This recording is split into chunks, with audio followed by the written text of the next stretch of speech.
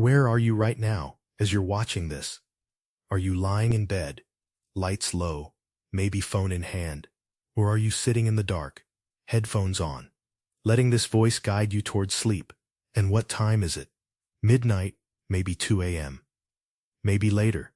The hour doesn't matter, because the night is when shadows tell their truths, when stories slip past the noise of the day and find you at your most vulnerable. And tonight's story is not just a story, it's a warning. Do you honestly believe a dirt-poor boy from the mountains of Mexico, barely literate, born in a shack without running water, could grow into a man who bent presidents, generals, and entire governments to his will? Do you really think the world's most powerful nations, with satellites in the sky and armies on the ground, simply couldn't catch him for decades? Or is the darker truth that they didn't want to? That Joaquin El Chapo Guzman wasn't just a criminal kingpin, but a ghost strategically allowed to thrive, a necessary monster in a global system that feeds on money, chaos, and silence. Pause and let that question rot in your mind, because El Chapo wasn't just moving cocaine across borders, he was moving power. His empire wasn't built in alleys or back rooms. It was engineered into the very bones of our world. Tunnels under the border so sophisticated they mocked national security. Suitcases of cash delivered to politicians so high in office that even whispers of their names still send shivers through Mexico. Entire towns bought, entire armies bribed, and a drug pipeline so massive that the DEA once admitted his cartel's reach rivaled the distribution chains of Fortune 500 companies. Cocaine, heroin, methamphetamine, worth billions every year, flowed north into the United States, like blood into the veins of a hungry empire. And still, he survived. Over and over, he survived. But here's the truly terrifying part. Maybe his survival wasn't luck at all. Maybe it was design. Because if the world's most notorious trafficker could escape not once, but twice from maximum security prisons, supposedly built to contain the worst men alive, what does that really tell us? That Chapo was a genius of tunnels and bribes? Or that the very institutions sworn to stop him were in fact part of the theater? That while the headlines screamed about manhunts and firefights, the real story was buried deeper, somewhere in the corridors of power, in backroom deals we will never read in court, transcripts, in the shadows where money flows faster than blood. So tonight, as you lay back in the dark, don't expect the neat Hollywood cliches of the cartel world. No, this is something heavier, stranger, scarier. This is the story of a man who rose from barefoot poverty to billionaire infamy, who walked through walls that were supposed to be unbreakable, who built an empire on blood and fear, and whose fall, even now, feels less like an ending and more like the birth of a legend. The rise and fall of El Chapo is not just crime, it's a question carved into the heart of our modern world. How much power can one man wield before we admit that maybe, just maybe, he wasn't acting alone? Chapter 1. The Boy from the Mountains. To tell the story of Joaquin Archibaldo Guzman Loera, known to the world as El Chapo, you must first leave behind the glittering images of kingpins on magazine covers and the Netflix dramatizations of cartel glamour, and instead go back to a place so poor, so broken, that it seems almost designed to breed monsters. La Tuna, a tiny village in the Sierra Madre Mountains of Sinaloa, Mexico. No electricity, no running water, no paved roads, just dust and cactus, and a hunger so deep it gnawed at the ribs of every child. It was here, in 1957, that a boy was born into a shack with a dirt floor. A boy so small that they nicknamed him El Chapo, the Shorty. His father was a violent man, a subsistence farmer who also dabbled in opium cultivation, as many did in that region where the soil was too poor for corn, but perfect for poppies. From the start, Chapo's life was tied to the drug trade, not because he chose it, but because in Sinaloa, there were no other choices. By age 8, he was selling oranges on the roadside to feed his siblings. By age 15, he had dropped out of school after the 3rd grade. Illiterate, angry, and already dreaming of escape. What makes this origin terrifying is how common it was. Thousands of boys in those mountains lived the same life, but somehow, this one boy would rise from barefoot poverty to command an empire so vast, the DEA once estimated his cartel's revenue rivaled that of Fortune 500 companies. Think about that. From a hut in the mountains to an organization generating as much as $3 billion annually, protected not just by guns but by an infrastructure of tunnels, spies, and politicians. And yet, his rise was not simply about ambition. It was about geography. Sinaloa was the cradle of Mexican drug trafficking, a region where rugged mountains provided cover for crops, where isolated villages shielded fugitives, and where loyalty to family and clan mattered more than loyalty to any flag. By the 1970s, the plaza system of drug trafficking, the division of territories controlled by different families, was already entrenched. Chapo began at the bottom, working as a driver and enforcer for older traffickers. His gift was patience. He watched, learned, and most importantly, survived. When Miguel Angel Felix Gallardo, the so-called godfather of the Mexican cartels, built his empire in the 1980s, Chapo was there, running shipments, learning how to bribe police, mastering the logistics of moving cocaine through hidden compartments in trucks, trains, and eventually tunnels that would make him infamous.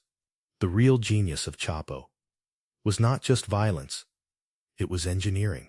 He understood that the U.S.-Mexico border, that 2,000-mile line of sand and fences, could be turned into a living artery if you knew how to dig beneath it. The first tunnels he oversaw were crude, just narrow holes reinforced with scrap wood. But they worked. Tons of cocaine and marijuana flowed north, while dollars and guns flowed south. By the time Gallardo was arrested in 1989, his empire fractured. Chapo had positioned himself as one of the heirs, ready to carve out the Sinaloa cartel from the ashes. From dirt roads to underground tunnels, the boy from La Tuna was no longer just another smuggler. He was the architect of a machine that would one day terrify governments. And the scariest part? He built it not with ideology, not with charisma, but with math, logistics, efficiency, and ruthless pragmatism. But power like this comes at a cost. And in Sinaloa, that cost was blood. To secure his rise, Chapo unleashed a storm of violence. Rivals were not merely shot, they were dismembered, displayed, left as warnings. Families who defied him were erased. Sometimes entire villages punished for betrayal. The Mexican press called it narco-terror, but locals whispered of it as something older, more primal, like an Aztec god demanding sacrifice to maintain order. By the early 1990s, Chapo was already infamous, his cartel controlling much of the cocaine pipeline into the United States. The DEA estimated that as much as half of all U.S. cocaine came through his routes. That means every nightclub high in Miami, every Wall Street executive's line of powder, every addict's desperate inhale on the streets of Detroit, all of it might have been touched by the hands of a boy who once sold oranges by the roadside. And if you pause to consider that, it becomes terrifying. Because what it reveals is not just a story of one man, but of a system. A global hunger for drugs that could lift a barefoot peasant into the ranks of the world's richest criminals. And like all monsters born in poverty, Chapo never forgot where he came from. That loyalty, twisted and dangerous, would be both his shield and eventually his downfall. Chapter 2: The Empire of Tunnels. By the mid-1990s, Joaquin El Chapo Guzman had become more than a trafficker. He had become a legend, a phantom of the border, a name whispered in both fear and admiration. What made his empire unique was not just its size, it was its architecture. While other cartels relied on bribed police and bloody intimidation, Chapo built something closer to an industrial supply chain.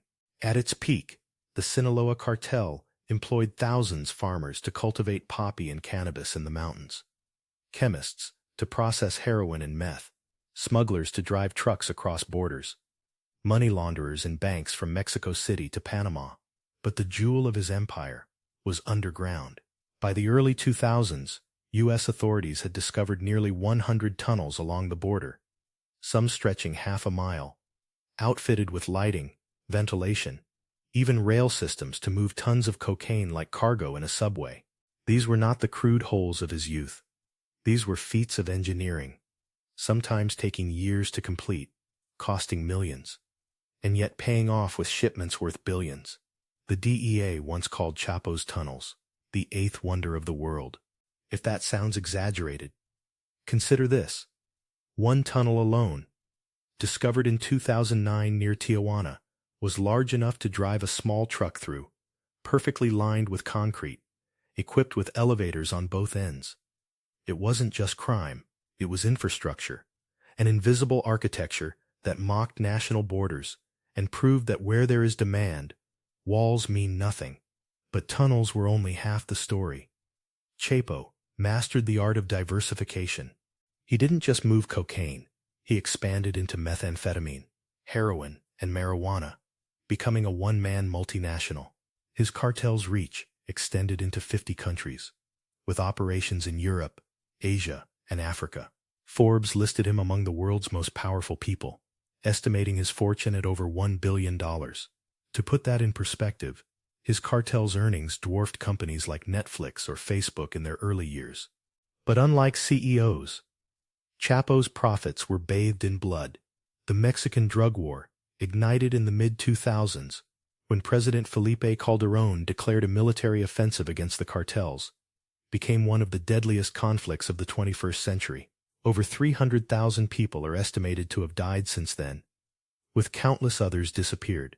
Much of that carnage was fueled by Chapo's determination to dominate territory and eliminate rivals, especially the Zetas, a cartel founded by ex-Special Forces soldiers. The brutality was medieval. Victims hung from bridges, heads rolled onto nightclub dance floors, mass graves filled the countryside. For ordinary Mexicans, Chapo was both a folk hero and a monster. Some saw him as Robin Hood, handing out cash to poor villagers, paying for weddings, schools, even church renovations. Others saw him as the devil, a man whose empire thrived on addiction, corruption, and the slow death of their communities. And here lies the paradox that makes his story so haunting. Chapo was both visible and invisible. He flaunted wealth with ranches filled with exotic animals, with private planes, with fleets of cars. Yet for decades, he evaded capture, slipping through the fingers of the Mexican military again and again. His secret? Community loyalty and political corruption. Villagers in Sinaloa hid him, misled soldiers, and even formed human shields to protect him. Politicians and police, often on his payroll, tipped him off before raids. At least once, he escaped from a government dragnet by slipping into the mountains in a laundry cart. And in 2001, he achieved his most legendary escape, slipping out of a maximum security prison in a laundry cart, rolled out by a bribed guard. That single event transformed him from drug lord to myth, proof that no wall, no prison, no government could contain him. It terrified U.S. authorities, embarrassed Mexico, and solidified his image as a ghost who could walk through bars. And yet, every escape only made the hunt for him more relentless. Every myth only sharpened the knives of his enemies, because history has a pattern. The higher a man climbs, the harder and bloodier the fall. Chapter 3. The King of Blood and Gold. By the late 2000s, Joaquin El Chapo Guzman was no longer just the most feared drug lord in Mexico. He was a sovereign king, presiding over an empire. His Sinaloa cartel had metastasized into something almost unthinkable. A state within a state. Analysts estimated his cartel controlled between 40% and 60% of Mexico's entire drug trade, pumping an estimated $3 billion worth of narcotics into the United States every year. To put that into perspective, that meant nearly 1 in every 2 cocaine lines snorted on Wall Street, every heroin dose cooked on a spoon in Chicago, every pill passed under fluorescent light in a Las Vegas nightclub could be traced back, in some twisted way, to a man barely over 5 feet tall who once sold oranges by the roadside. The DEA called him public enemy number 1, the first man since Al Capone to receive that title. But here's the frightening difference. Capone's empire was a city racket, confined to Chicago speakeasies. Chapo's reach stretched across oceans, continents, and governments. He wasn't running rackets. He was running supply chains, armies, and black economies that infiltrated the veins of the modern world. But his reign wasn't secured by wealth alone. It was enforced through violence so theatrical, so grotesque, that it felt like something dredged up from the darkest chapters of human history. The war between the Sinaloa cartel and the Zetas became an apocalyptic bloodbath, each side trying to outdo the other in cruelty. Rivals weren't just killed, they were erased. In Nuevo Laredo, bodies were hung from highway overpasses, with banners taunting the authorities. In Veracruz, 35 corpses were dumped on a public street during rush-hour traffic, their hands bound, their bodies bearing signs of torture. Mass graves dotted the countryside, some containing hundreds of bodies, so many that entire teams of forensic workers couldn't keep up. By 2012, official statistics reported over 60,000 deaths in the drug war. Though independent estimates pushed the number far higher, and looming above all that carnage was Chapo's name, whispered like a curse. He wasn't always directly responsible, but his cartel had set the firestorm, and his rivals poured gasoline onto it. Mexico became a battlefield, and in that chaos, Chapo ruled like a feudal king. Governors, mayors, and generals were bought off with cash or threatened with death, and when the government tried to strike back, its bullets often landed on civilians caught in the crossfire. What made Chapo terrifying was not just that he killed, it was that he gave the illusion of choice. In his empire, towns had two options: take his money or take his wrath, and many chose money. He paid for food, schools, roads, even hospitals, in regions the government had abandoned. To some, he was Robin Hood. To others, he was Lucifer, wearing a cowboy hat. The contradiction became the core of his power. Even as the Mexican government declared war on him, whole villages shielded him, tipping him off to army patrols, hiding him in mountain caves, protecting him as though he were a folk saint. Narco ballads, corridos, were written about him, sung in bars, broadcast on radio stations, glorifying his escapes, his cunning, his invincibility. He wasn't just a man, he was myth, stitched into the cultural fabric of Mexico, like Pancho Villa or Emiliano Zapata. But myths are dangerous. They spread faster than bullets, and they convince men that they are untouchable. And here's where the story takes a darker, almost supernatural turn, because the more powerful Chapo became, the more his enemies multiplied. Not just rival cartels, but governments, spies, even whispers of shadowy intelligence agencies, who began to see him not only as a criminal, but as a destabilizing force on a global scale. By 2011, the CIA was reportedly tracking him with the same intensity as terrorists in the Middle East. Speculative reports claimed that U.S. drones were deployed over Sinaloa, searching for his hideouts. Some even believe, though proof is scarce, that back-channel deals were struck between elements of the U.S. government and Chapo himself. Agreements to keep the drugs flowing in exchange for intelligence on rivals. Was he a puppet or a puppeteer? The truth remains buried in classified files. What we do know is this: despite billions spent, despite entire battalions hunting him, Chapo survived. Each time authorities cornered him, he vanished. Each time they thought they had cut off the head of the snake, he reappeared, smiling, alive, and richer than before. It was as if he had bent reality itself, making borders meaningless, laws irrelevant, bullets impotent. And that is what makes this story truly chilling, because when a man like Chapo can mock governments, outwit intelligence agencies, and turn entire nations into theaters of blood, the question isn't whether he will fall. The question is, what will he take down with him when he does? Chapter 4. The Prisoner Who Walked Through Walls. By 2001, Joaquin El Chapo Guzman had already transformed into something closer to a phantom than a man. And yet even phantoms can be caged, at least for a moment. The Mexican government, under international pressure, had finally cornered him in Guatemala in the mid-1990s. and handed him over to justice. He was locked inside Puente Grande, a maximum security prison outside Guadalajara, a fortress with 26-foot-high walls, guard towers bristling with machine guns, and a surveillance system designed to make escape not only impossible, but unthinkable. On paper, it was the kind of place men entered, but never left. But El Chapo was not an ordinary prisoner. Within months of his arrival, Puente Grande began to bend, not physically, but morally. Guards who swore oaths of duty found themselves accepting envelopes of cash. Wardens who bragged about incorruptibility were suddenly driving new cars. Even priests inside the prison chapel whispered that El Señor de la Tuna, as some inmates nicknamed him, had turned the prison itself into his palace. He ate steak while other prisoners chewed beans. He entertained women in his cell while guards looked the other way. He threw parties, ordered takeout, and even held strategy meetings for the Sinaloa cartel from behind bars. Puente Grande had become an extension of his empire, and if you really think about that, it's terrifying. The walls weren't keeping him in, they were keeping others out. And then came the escape that cemented his legend.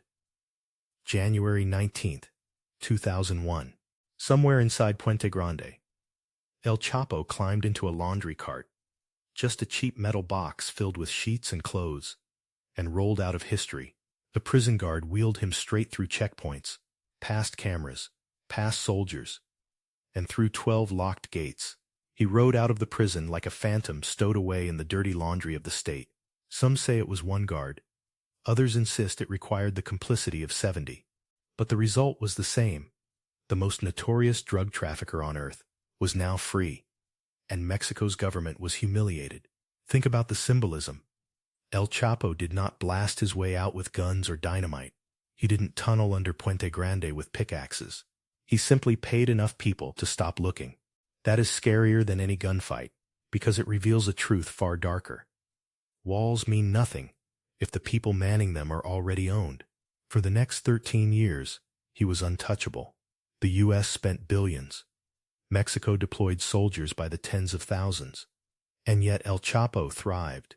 During that time, the Sinaloa cartel expanded into more than 50 countries, its network shipping cocaine to Europe, heroin to the U.S., and methamphetamines across Asia. The money was staggering. The DEA once estimated that Chapo's cartel made more than $20 billion a year in revenue at its peak, more than the GDP of some small nations. And yet, despite satellites, wiretaps, informants, and intelligence sharing between nations, Chapo always slipped away. Was it geography? Was it luck? Or was it something deeper? Something structural? Because here's the nightmare possibility. Maybe El Chapo didn't escape capture because he was clever. Maybe he escaped because too many governments, too many politicians, too many generals needed him. After all, in a war that consumes billions of dollars in funding, what happens if the enemy disappears? Would there still be a justification for armies on the streets, for secret budgets, for intelligence agencies flexing their muscles? But even legends stumble. In February 2014, after 13 years on the run, Mexican Marines stormed a beachfront condo in Mazatlan, surprising Chapo in the middle of the night. The world gasped. The ghost had been caught. Pictures of him in handcuffs circulated worldwide. El Chapo in a rumpled t-shirt, his face tired, his eyes still defiant. The United States immediately demanded his extradition, fearing he would bribe or charm his way out of prison again. And yet, Mexican authorities insisted they would keep him locked inside Altiplano, the most secure prison in the country, a fortress bristling with technology, with underground sensors, cameras, and hundreds of guards. They swore he would never escape again, but legends are born from broken promises. Because in July 2015, El Chapo vanished once more, this time through a tunnel that seemed ripped straight from a nightmare. Imagine it. A mile-long passage, dug beneath the prison itself, starting from a house outside the prison walls, running directly into his shower stall.